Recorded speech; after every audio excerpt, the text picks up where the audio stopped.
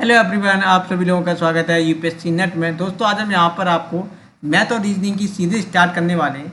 जिन लोगों का पेपर आने वाला है यूपीआरओ का, उनके लिए सीरीज बहुत ज़्यादा खास होने वाली है। इस सीरीज में सबसे ज़्यादा खास ये रहेगा, इसी टाइप के आपको क्वेश्चन एग्जाम में देखने को मिलेंगे। अगर आपका मैथ और रीजनिंग कमज़ोर है और आप चाहते हो कि सर मैं मैथ और रीजनिंग में अच्छा स्कोर करना चाहता हूँ, तो मैं आपसे यही कहूँगा कि जो इस टाइप के क्वेश्चन आपको कराए जा रहे हैं इस सीरीज में, जो कराए जाएंगे, आप सिर्फ इतने क्वेश्चनों अगर अच्छे से लगा के चले आते हो तो मैं गारंटी देता हूँ दोस्तों, आपका इन शिफ्टों से या फिर मैं कहूँ इसी टाइप के क्वेश्चन आपको एग्जाम में हर शिफ्ट में आपको देखने को मिलने वाले हैं।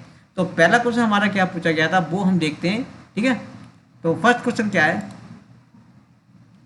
जैसा कि इसमें देखा गया है ABC के बाद 6 है, FDE के बाद 120 है, HIJ के बाद क्या होगा, ये हमसे पूछा गया है। तो पहली बात आपको क्या करना है, वीडियो को पॉज करना है, आपको खुद सॉल्व करना है। जब आपसे नहीं बने तब आपको वीडियो देखना है। दूसरी बात, आपको जब सॉल्यूशन हो जाए तब आपको वीडियो देखना है कि हमारा जो क्वेश्चन है वो सही निकला कि गलत निकला, और फिर आपको कमेंट करना है कि सर मेरा क्वेश्चन सही है और मैंने इसको सही किया है। तो फर्स्ट क्वेश्चन हमारा क्या दिया गया था, ABC की अगर हम यहाँ पर बात करने वाले हैं तो यहाँ पर अगर हम थोड़ा देखें इधर ABC, ठीक है, ए का मान हमारे पास कितना होता है 1, बी का मान हमारे पास कितना होता है 2, सी का मान हमारे पास कितना होता है 3। अगर हम इसको गुणा करके देखें, गुणा करने के बाद हमारे पास कितना आ रहा है 6 आ रहा है। तो आप देख सकते हो ABC का जब गुणा किया तो हमारे पास 6 आया। अगर FD का भी ऐसा ही कैलकुलेशन हुआ तो हमारा सॉल्यूशन आसान हो जाएगा। F का मान हमारे पास कितना होता है 6, D का मान 4, E का मान 5।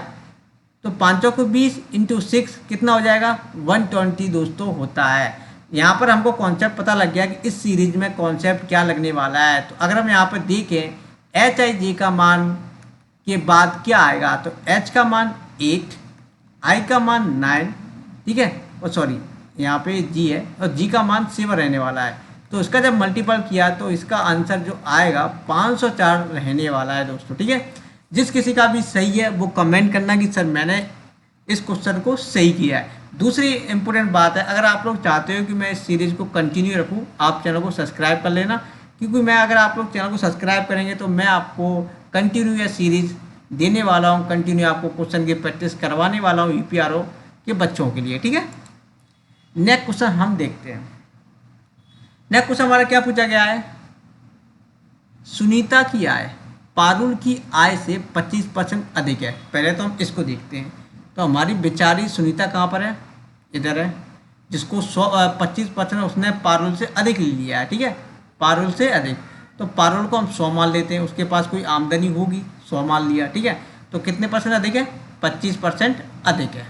ठीक है, थोड़ा हम इसको काट दें, 25 पंजे 125 और 25 चौको 100। अब उसने क्या बोला है, एक सेकंड, जो पारुल की आय है सुनीता की आय से कितना परसेंट कम है। जो पारुल की आय है सुनीता की आय से कितना परसेंट कम है, 1 कम है। हमेशा आपको याद रखना, जब कम की बात की जाए तो हमेशा अधिक को बटे में लेते हैं। तो अधिक हमारे पास कितना है 5, ठीक है, और परसेंटेज से कितना आ जाएगा, गुणा करो इसको, तो 20, तो 20%। ठीक है, इसका आंसर रहने वाला है। ओके, नेक्स्ट क्वेश्चन की अगर हम बात करें यहाँ पर, इसको पहले आप लोग सॉल्व करो क्या इसका आंसर रहेगा। ठीक है, फिर आप लोग इसका मान देखना। तो सबसे पहले अगर हम बात करें यहाँ पर, एक सेकंड, इसमें क्या दिया गया है, EGM DHO CIQ के बाद क्या रहने वाला है, ये आपको सॉल्व करना है। ठीक है, तो सबसे पहले हम यहाँ पे देखेंगे, एक सेकंड, इसमें कॉन्सेप्ट क्या लग रहा है। जैसे अगर हम फर्स्ट वर्ड से देखें तो इसमें ई कितने पे आता है हमारा 5 पे, एक सेकंड, ठीक है, डी कितने पे आता है 4 पे, सी कितने पे आता है 3 पे। तो फर्स्ट जब वर्ड्स देखा हमने तो कितने ई 5 पे, फिर एक घटा 4 आ गया डी, फिर एक घटा 3 आ गया। अब एक घटेगा तो 2 आएगा, 2 किस पर आता है बी पे, एक एक घट रहा है दोस्तों, इसमें से एक घटा सी, इसमें से एक घटा बी।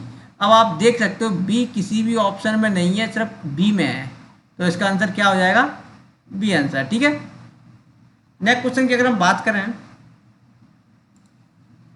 ठीक है, एक क्वेश्चन अच्छा क्वेश्चन है जो आप लोगों के लिए इम्पोर्टेंट भी है। इस क्वेश्चन को आप लोग को लगाना है। एक वस्तु को 1216 में बेचकर कमाया गया लाभ उसी वस्तु को 616 में बेचकर हुई हानि के बराबर है। वस्तु का लागत मूल्य ज्ञात कीजिए। तो सबसे पहले आपको प्रॉफिट, जब लाभ है, इसने क्या बोला है, इसमें आप देख सकते हो, इसने बोला है लाभ। तो लाभ का पहले फॉर्मूला आपको पता होगा, क्या होता है, प्रॉफिट बराबर सेलिंग प्राइस को थोड़ा शॉर्ट में लिख दे रहे हैं और कॉस्ट प्राइस, ठीक है, सीपी। ये आपको थोड़ा फॉर्मूला याद रखना है और लॉस का फॉर्मूला भी आपको पता होना चाहिए, ठीक है। तो सीपी माइनस के एसपी, ये हमारे पास दो फॉर्मूला है जो आप लोगों को पता होना चाहिए, ठीक है। तो सबसे पहले अगर हम बात करें प्रॉफिट की, अगर हम इसको ले रहे हैं, एक सेकेंड, प्रॉफिट को अगर ले रहे हैं, अगर हम थोड़ी देर के लिए प्रॉफिट को ले लें तो प्रॉफिट हमारे पास एक सेलिंग प्राइस कितना अपने पास, फॉर्मूला के बेस पे ही आप लोग रखो। सेलिंग प्राइस कितना अपने पास 1216, ठीक है। सीपी तो है नहीं अपने पास, तो सीपी हमने ऐसे छोड़ दिया, ओके।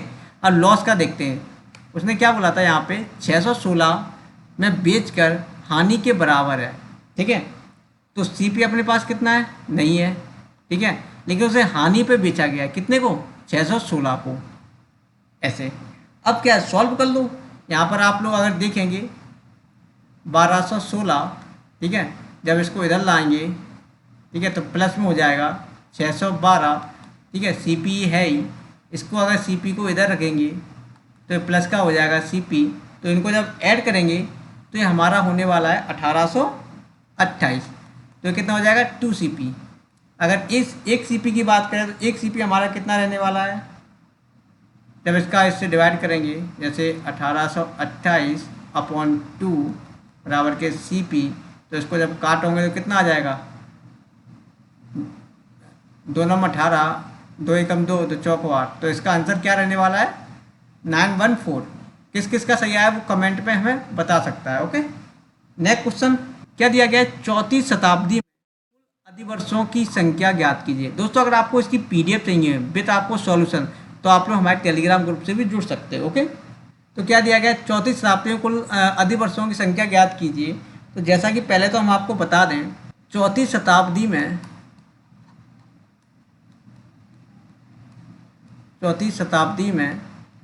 301 से 400 तक शामिल है, ठीक है, ये आपको थोड़ा पता होना चाहिए, ये शामिल है, ठीक है। आपको एक बात यार, एक शताब्दी में जब आपको हम कैलेंडर पूरा डिटेल में पढ़ाएंगे तब हम आपको बताएंगे एक शताब्दी में कितने लीप ईयर्स होते हैं, डिटेल में पढ़ाएंगे। एक शताब्दी में 24 लीप ईयर्स होते हैं, ठीक है, ये आपको पता होना चाहिए, ठीक है। तो हम आपका थोड़ा टोटल कर दे रहे हैं इसका, तो 34 शताब्दी में कितने होंगे ये थोड़ा आपको हम डिटेल में बाद में पढ़ाएंगे, जब आपका हम कैलेंडर पढ़ाएंगे तब इसको पढ़ाने वाले हैं। तो इसका जो राइट आंसर होने वाला है 25, इसका राइट आंसर होने वाला है, ठीक है। नेक्स्ट क्वेश्चन की अगर हम बात करें, नेक्स्ट क्या है हमारा, नेक्स्ट टीना का भाई हरीश। टीना का भाई कौन है, हरीश। आपको एक चीज़ याद रखनी है, जो लड़की होगी उसको गोल में करना है और जो लड़का होगा उसको ब्रैकेट में करना है, मतलब स्क्वायर में करना है। तो टीना का, पहली बात तो हम यहाँ पे एक टीना रख लिया, तो इसको मैंने क्या बताया था आपको, गोल में रखना है, ठीक है। टीना का भाई कौन है, हरीश। टीना का भाई कौन है, हरीश, ठीक है। जब आपके भाई बहन के जो रिश्ते होंगे उसको हमेशा माइनस में रखना है, ये आपको पता होना चाहिए, ठीक है। अब वो क्या बोल रहा है, टीना का भाई हरीश राजू के बेटे का दादा है। तो पहली बात तो हमें आपको यहाँ पे कर दिया मैंने, राजू का कोई बेटा होगा, राजू का कोई यहाँ पे एक बेटा होगा, राजू के जो बेटा है इसका दादा है हरीश। उसने क्या बताया है, टीना का जो भाई है, एक सेकंड, टीना का भाई है हरीश, टीना का भाई हरीश राजू के बेटे का दादा है। उसने क्या बोला है, क्लियर देखो आप लोग, टीना का भाई हरीश जो है राजू के बेटे का दादा है, तो ये इसका दादा है, किसका, राजू के बेटे का। तो आप एक कॉमन सेंस लगाओ, अगर ये इसका दादा है तो ये कौन हुआ इसका, राजू का पिताजी हुआ कि नहीं हुआ। अगर ये इसका दादा है तो ये राजू का कौन होगा, पिता होगा। तो उसने क्या कहा है, हरीश राजू से किस प्रकार संबंधित है। तो हरीश राजू का क्या संबंध है, पिता का संबंध है। ठीक है, तो इसका जो राइट आंसर क्या होने वाला है, बी। ओके, नेक्स्ट क्वेश्चन क्या है हमारा, उसको देखते हैं। इसमें दिया गया है दी गई आकृति में त्रिभुजों की संख्या ज्ञात कीजिए। ठीक है, तो थोड़ा हम इसको देखते हैं, वैसे तो गिनना पड़ेगा तो आप भी गिन लेना। 1 2 3 4 5 6 7 8। 8 तो अपने पास आ गए। अब थोड़ा इसको और देखते हैं, ये 8 हो गए अपने पास। अब थोड़ा इसको ब्लू करके देखते हैं। अब एक यहाँ पे बनेगा 9। ठीक है, 9 हो गया। एक यहाँ पे भी, इसका देख लो, थोड़े बहुत गलती। 10। ओके, 10 हो गया। अब इसके बाद अगर चलें तो एक आप लोग इसको देख सकते हो, एक सेकंड और दिखाता हूँ आपको। इसको ये यहाँ से चले, ये चले, ये इधर। ठीक है, इसको तो 10 और 1 11। एक यहाँ पे भी होगा, फिर इस साइड भी इधर। ठीक है, तो ये कितना हो जाएगा, 12। ओके, 12 हो गया। ठीक है, अब एक ये वाला शायद, एक काम करो, इसको आप लोग थोड़ा होमवर्क में करो, थोड़ा इसमें टाइम लग रहा है। ठीक है, इसका जब आप लोग कमेंट करना है इसका क्या आंसर रहने वाला है। ठीक है, थोड़ा इसको गिनना में टाइम लगेगा और टाइम बहुत लग रहा है इस क्वेश्चन करने में। अब गिननी पड़ेगी संख्याएं। ठीक है, कोई टफ नहीं है लेकिन गिनना पड़ेगा बस, और कुछ रीजन नहीं है। ठीक है, तो आप लोग इसका कमेंट में अपना आंसर बताना क्या इसका आंसर है। ठीक है, नेक्स्ट क्वेश्चन हमारा क्या दिया गया है, इस क्वेश्चन को देखेंगे हम थोड़ा। पहली बात, इस क्वेश्चन को करने के लिए आपको एक दिमाग का यूज़ करना पड़ेगा। ज़्यादातर इस क्वेश्चन को करने के लिए आपको हमेशा जो ये ऑप्शन दिए गए हैं, इन ऑप्शनों को देख के सॉल्व करना होगा। अगर आप ऑप्शनों को देख के सॉल्व करेंगे ना तो आपका बहुत जल्दी सॉल्व हो जाएगा, गारंटी दे रहा हूँ। ठीक है, तो अब देखते हैं। पहली बात तो हम थोड़ा क्वेश्चन को देखते हैं।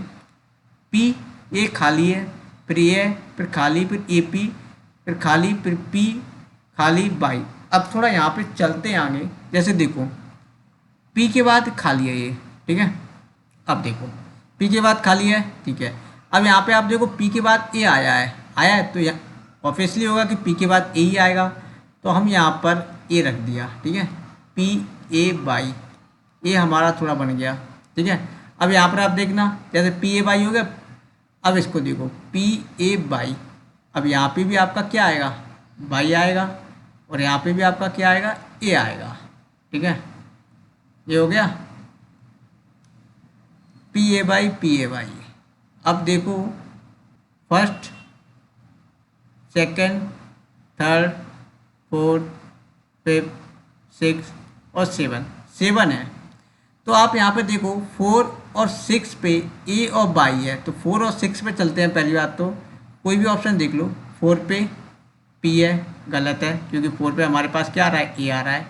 बी को देखते हैं, 4 पे हमारे पास ए आ रहा है ए, यहाँ पर 4 पे क्या आ रहा है, पी, ये भी गलत हो गया। सी को देखते हैं, 4 पे हमारे पास क्या आ रहा है, ए आ रहा है, यहाँ पे क्या आ रहा है, पी, ये भी गलत हो गया। अब यहाँ पे देखते हैं, 4 पे क्या आ रहा है हमारे पास, ए।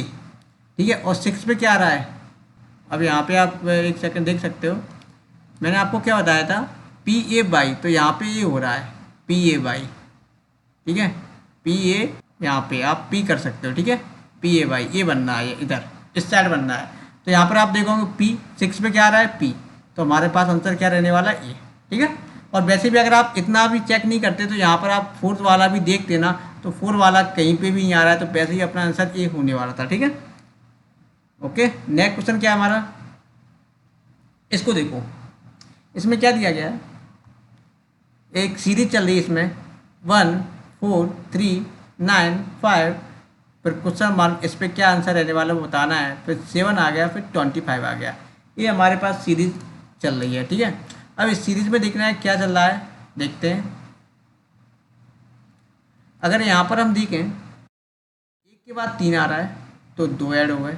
ठीक है, 3 के बाद 5, 2 ऐड, 5 के बाद 7, 2 ऐड, 7 के बाद 2 ऐड होंगे तो हमारे पास यहाँ पे तो 9 आएगा। अगर यहाँ पे पूछता तो हमारे पास आंसर रहने वाला था 9। ठीक है, अब उसने क्या पूछा है, एक सेकेंड,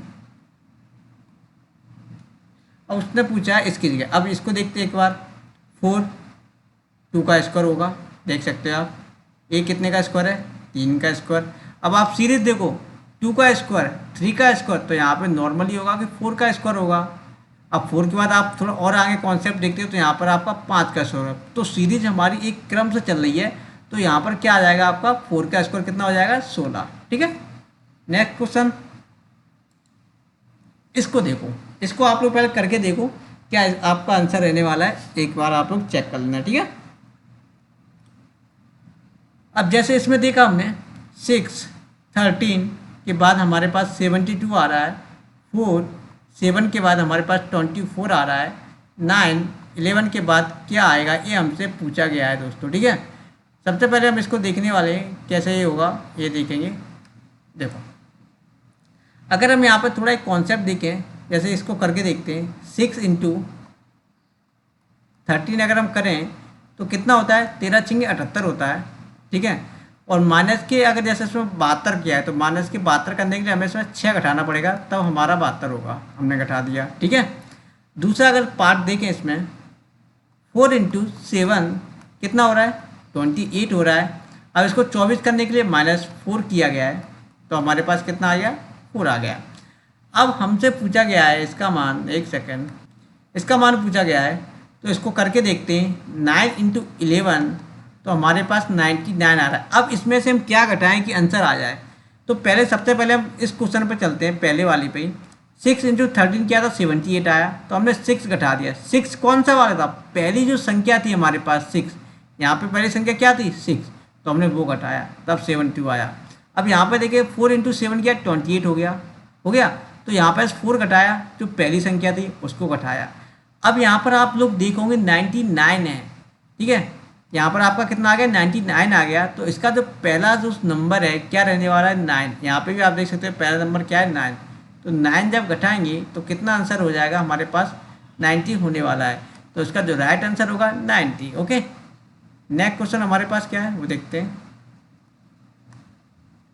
ठीक है दोस्तों, और नेक्स्ट वीडियो हम आपको जल्द लेके आएंगे, उसमें हम आपको सारे क्वेश्चन और होंगे और प्रैक्टिस के लिए प्रैक्टिस करवाई जाएगी उसमें। तो आप लोग चैनल को सब्सक्राइब कर सकते हो। ठीक है।